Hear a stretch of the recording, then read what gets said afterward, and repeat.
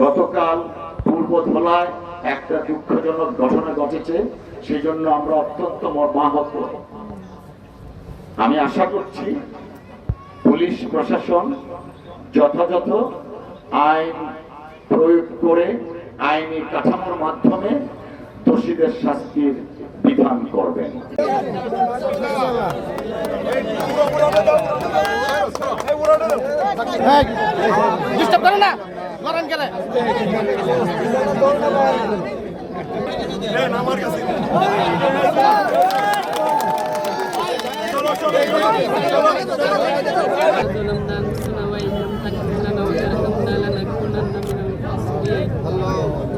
সেই কৃষক সমাজের উপকারের কথা বিবেচনা করেই শহীদ রাষ্ট্রপতি জিয়া রহমান সাহেব খাল খনন শুরু করেছিলেন। তো সরকারগুলো সেই খাল খনন কর্মসূচি তো অব্যাহত রাখেইনি, বরঞ্চ বিভিন্নভাবে খাল ভরাট হয়ে বেদখল হয়েছে।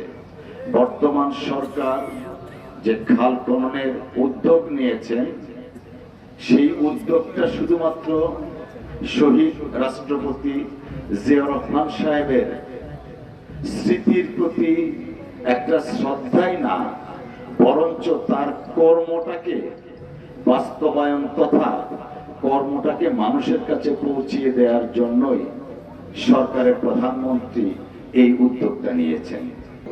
যে নির্বাচন দেখেছি বা পেয়েছি, সেই নির্বাচনের মাধ্যমে বাংলাদেশ তার হারানো গণতন্ত্র ফিরে পেয়েছে।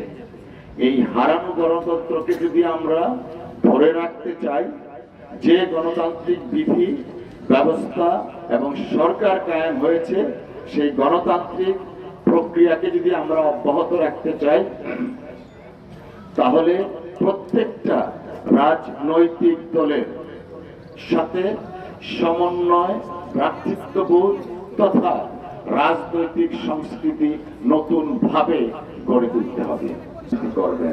গতকাল পূর্ব ধলায় একটা দুঃখজনক ঘটনা ঘটেছে, সেই জন্য আমরা অত্যন্ত মর্মাহত। আমি আশা করছি পুলিশ প্রশাসন যথাযথ আইন প্রয়োগ করে আইনি কাঠামোর মাধ্যমে দোষীদের শাস্তির বিধান করবেন।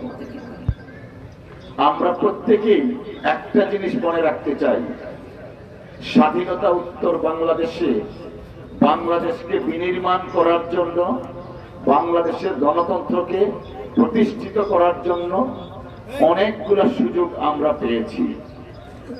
দুইটা সুযোগ বিশেষভাবে পরিধানযোগ্য।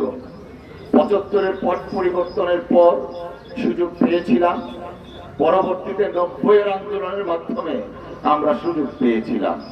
দুঃখজনক হলেও সত্য, বাংলাদেশ সেই সুযোগের সদ্ব্যবহার করতে পারেনি বা করা হয়নি।